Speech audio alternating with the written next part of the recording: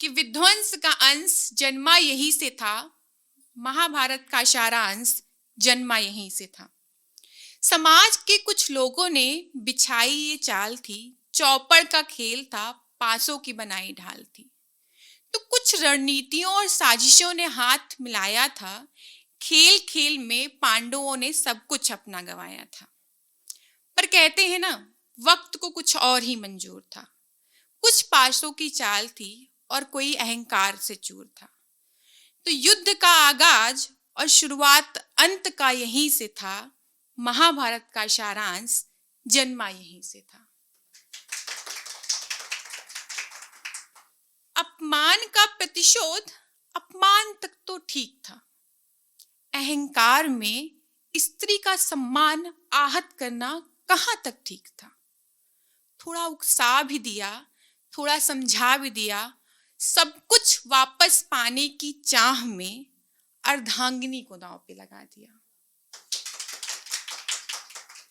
स्त्री, पत्नी, अर्धांगिनी हस्तिना की कुल वधू थी वो, साजो श्रृंगार नवरत्नों से सजी धजी थी वो, वाह रे वक्त की माया, याज्ञसेनी द्रौपदी को भी बिसात पे लगाया। वो कृष्ण की सखी वो पांचाली थी, वो कृष्ण की सखी वो पांचाली थी, क्या पता था उसको कि आने वाली रातें उसकी भी काली थी। तो भविष्य के अंत का बीज उपजा यहीं से था, महाभारत का सारांश जन्मा यहीं से था।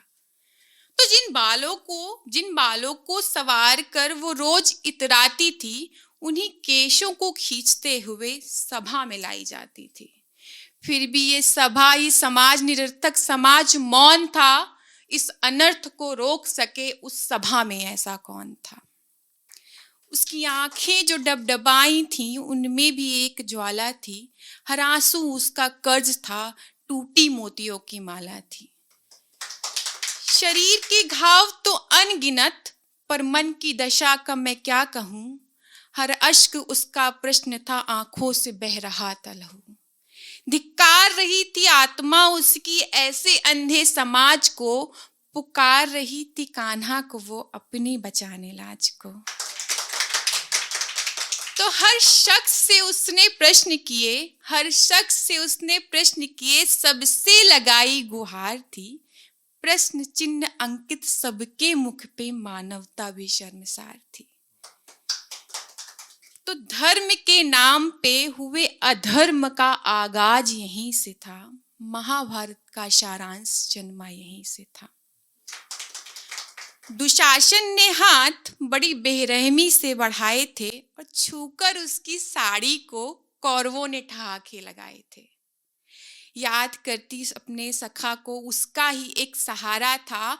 रो रो के आज पांचाली ने बंसी वाले को पुकारा था। तो मनमोहन ने लीला दिखाकर उसकी चीर को बढ़ाया था। उस मूक सभा के आभूषण और वस्त्रों को उसकी भेंट में चढ़ाया था। तो खेल खत्म हुआ। पांचाली की आंखों में खून था, सम्मान उसका रौंदा गया। उसका कसूरवार कौन था। आक्रोश क्रोध ये शब्द कम है उसकी व्यथा सुनाने को। वो अग्नि की ज्वाला थी, मानो भस्म कर तोड़ देगी सारे पैमाने को। केश उसके खुले थे, शब्दों में दहकते अंगारे थे। होगा नरसंहार उनका भी जो उसके अपने प्यारे थे।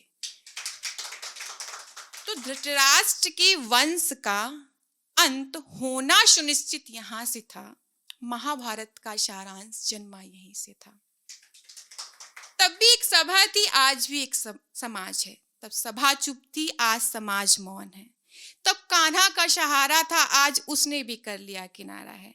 आज का समाज अक्सर सवाल करता पाया जाता है, कुछ भी हो गलत, दाग औरत के दामन पे ही लगाया जाता है। तो अगर आज के कुकर्मों के हिसाब करने मधुसूदन आएगा, तो महाभारत से बड़ा युद्ध रच जाएगा। तो संभल जाओ, थम जाओ यहीं पर, वरना दूसरा महाभारत होना सुनिश्चित आज से है। कल का अंत होना सुनिश्चित आज से है। Thank you.